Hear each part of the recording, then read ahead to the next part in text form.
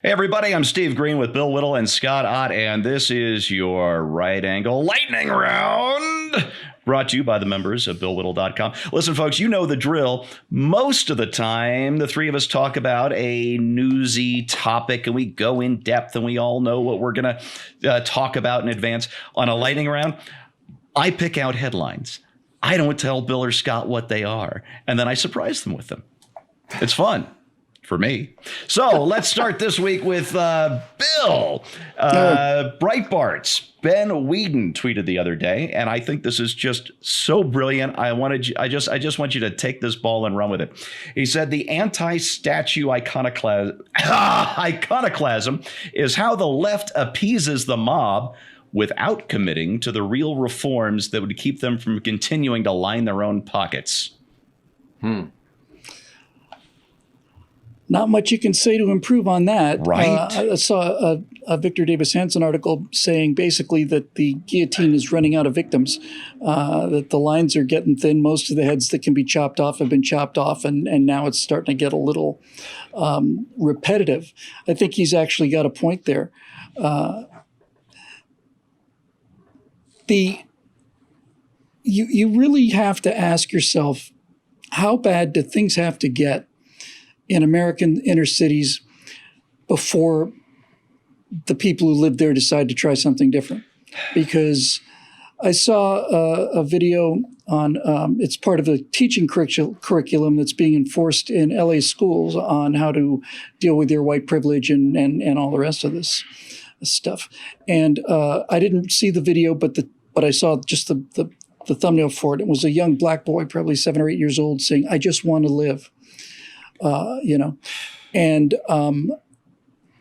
when I saw this, I'm sorry to say my reaction was, well, in that case, stay away from black men as much as you possibly can, because that is what is going to kill you in terms of probability. If you're worried about being murdered, that's where it's going to come from. That's where 96% of the black murders come from, is from other blacks. And that's an unpleasant, ugly thing to say, and it's an unpleasant, ugly thing to think. But nevertheless, it's the truth. And as he pointed out in this tweet, it is these mostly white, well-educated, rich liberals who tell themselves and tell everybody that they're the ones who are kind and compassionate and care about black people. And for 70, 80, 90, 100 years now, places like Chicago and Baltimore haven't had a Republican mayor or city council since the mid-50s. And these places continue to grow more deadly every single year. They continue to grow more toxic every single year and more hopeless every single year. And it makes you wonder how long this can go on. But what he said is really true. This is another installment. It's like a payment on the installment plan. It's another payment on the part of white liberals to black Americans, trying to continue to convince them how much they care about them by saying, no, we're with you, and we should pull down all of these racist white people statues, as if the problems in inner city Baltimore are caused by a statue of Robert E. Lee in Virginia someplace, as if that's what's wrong with inner city Baltimore or Chicago. There's a statue of a guy with a beard riding a horse 1,000 miles away, and therefore if we just pull that down, everything's going to be swell. You don't know whether to be more disgusted at the cynicism of the people who are doing it, or more dismayed at the just sheer suckerism of the people that continue to buy it. Yeah. Steve, can I just throw in that my anger over this whole protest situation is not that there are people protesting in the streets, and it's not even fundamentally about the looters and the violent people who have mingled in among them and are causing these disruptions. My anger about it is just what you're highlighting in this question. It's that the trivial nonsense that's been introduced into this for show is going to obviate the need for any actual reforms. It's going to prevent inner city police departments from finding ways to work within their communities in ways that will ensure not only safety for people who are taken into police custody, city, but for the people who live in those neighborhoods and for the police themselves. We are settling for symbolism when we should be going to the marrow of the matter, when we should really be pursuing justice itself and not just these ephemeral, fringe ideas that make it seem like something's happening when nothing's happening. And that's why in another 20 years, we're going to have another set of riots, just like we do every 20 years, because fundamentally the politicians in these big cities don't want to see anything change. Yeah, all the correct pockets are still being aligned. Scott, let's go to you. Egyptian intellectual Ahmed Syed Zayed says, instead of complaining that the Jews control the world, Muslims should follow their example and pursue excellence. Well, not only is that a great idea, let's just complain about the Jews, right? So was he getting pushback on this statement because he's suggesting that maybe? Yeah, I would suppose so. This is where people point out things like, well, look at the fantastic geometry of our pyramid construction, and to which the Ahmed Syed Mayed, or whatever his name is, might want to say, well, what have you ddone for us lately? Yeah, I think that's a great idea. 4,000 years before Islam, by the way. That's right. So if you think that it's wrong that some people have wealth and you don't have wealth, then what are you doing to gain wealth? If you think that it's wrong that some people are getting attention and you're not getting attention, well, why are they getting attention? Is it just because there's some sort of crafty, nefarious people who haven't done anything of substance but have somehow managed to generate great PR? Or is it possible that they're actually smart people who apply themselves and are industrious and get things done and change the world? Why don't you be one of those people who changes the world? Yeah, it's more fun anyway than sitting around being cranky. I don't want to do that. That's why I got off of Twitter. All right, Bill, over to you. The Daily Mail report. So this is you live in one of those small one industry towns, Bill. So this one's right up your alley. The Daily Mail reports actors, writers, and producers warn of reverse racism in the film industry, which has created a toxic climate for anyone who is a white middle-aged man. And I want to know where they've been the last 25, 30 years. I know a number of these white, middle-aged, exceedingly liberal people who've been voting for progressive politicians and are down with the movement. And imagine my surprise when they are experiencing the exact same thing that everybody else who's always been down with the revolution, who was not an actual revolutionary, up against the wall. If that's where you're going, this is Steve, I have to tell you, I think John Cleese is the funniest guy who ever lived. Oh, he's up there. But John Cleese is now actively complaining about PC culture and cancel culture. He's just talking about it all the time, saying how Monty Python couldn't possibly have been made in today's culture and so on. But it's John Cleese's politics that created this cancel culture.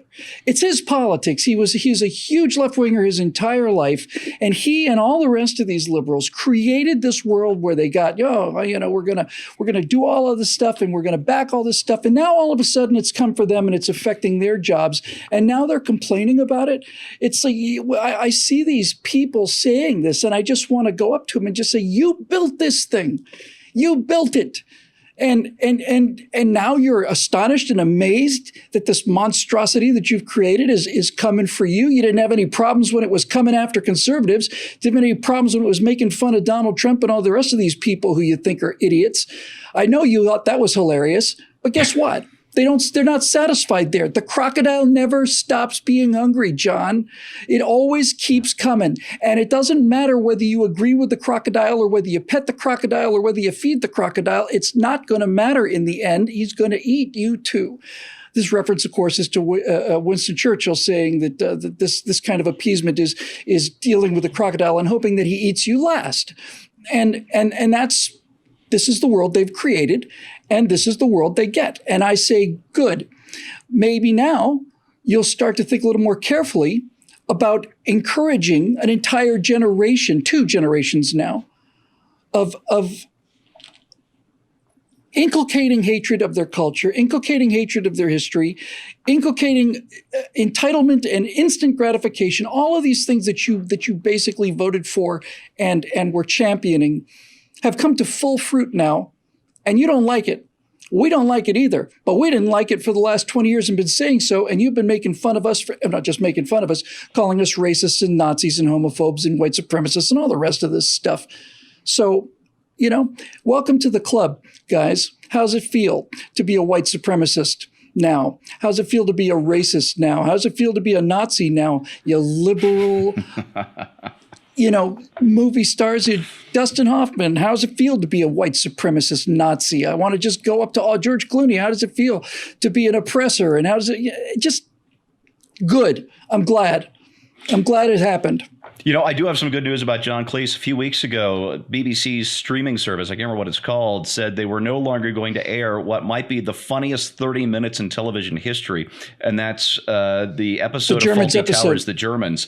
Yeah, because of a very brief use of the N-word, which would be a damn shame because seriously, that is maybe the funniest single episode of any sitcom ever made, if only for the line, "Yes, you did. You started it." Or no, yes, you did. You invaded Poland. Sorry, I messed up the line.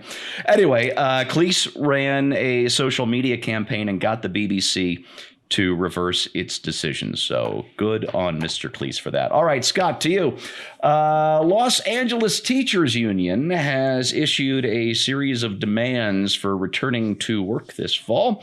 It includes, remember, this is the teachers union. Their demands include defunding of police, Medicare for all, a ban on new charter schools. What seems to be missing from their list of concerns going into this fall?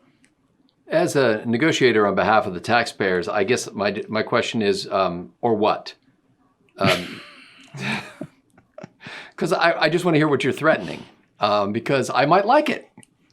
So if you were telling me that unless you get these things, you're going to walk out, you're going to refuse to teach, okay.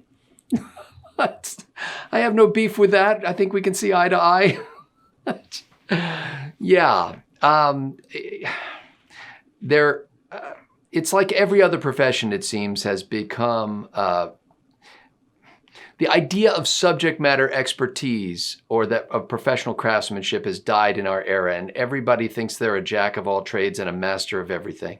And for some reason that they have things to say about things which concern them not, and about which they have no knowledge, and about which their opinion mattereth not. And so, they're just starting to look absurd. I mean, that phrase that I first saw in Instapundit, that they're beclowning themselves, is just perfect. Great term. For that. When you long for the day when a teacher had no other concern other than the best possible education for the students under her care.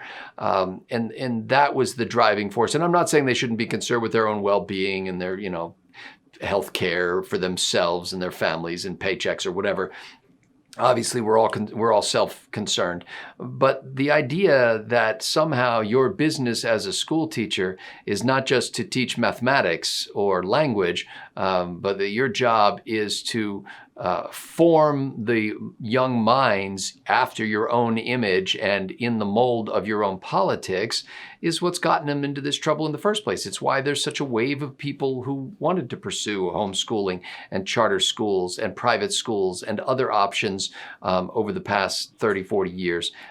So keep it up, keep making these demands. And, the thing that's kept the teachers union alive is not the teachers union itself. Very few parents give a flying rip about the teachers union, but there's this abiding idea, which by the way, members of Congress enjoy as well, that the institution itself is broken, but my teacher is a good one. My congressman is a good one. And at some point, everybody's going to wake up and go, wait a minute, my teacher is part of the broken system. My teacher is at the very least countenancing this broken system and perhaps enabling it. And the same thing for my member of Congress. And they may finally get to the point where they say, you know what? You seem like a really nice person. Put down your sword and walk away and nobody gets hurt. Yeah, find Hey, Steve, just real quick, it's just a friendly tip for our friends over at the LA Unified School District. One of the ways that they could defund the police is to eliminate police from schools. I mean, I would say that's where I would start. I would get police officers off of schools right away. I'd get them out in the streets dealing with criminals. And next time that somebody assaults a teacher, next time that somebody gets rough with a teacher, next time there's a fight that can't be broken up, you can call Antifa.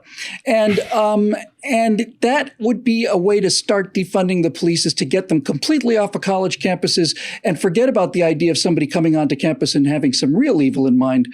Let's just completely get rid of these guys and let's start in schools. I think that's a profoundly good place to begin. Bill plays mean, and that's why I like him.